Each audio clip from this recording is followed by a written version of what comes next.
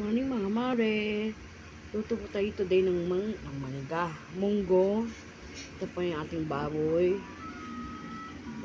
Malunggay po sa kaso katamad po maghimay.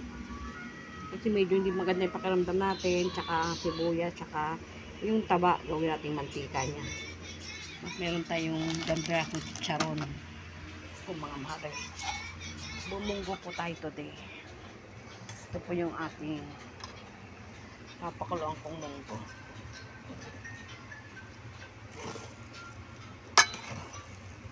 One-fourth kilo lang po yan mga mare. Matigas pa po.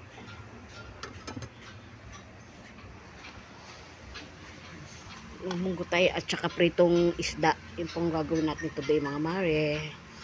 Sige po, bye bye.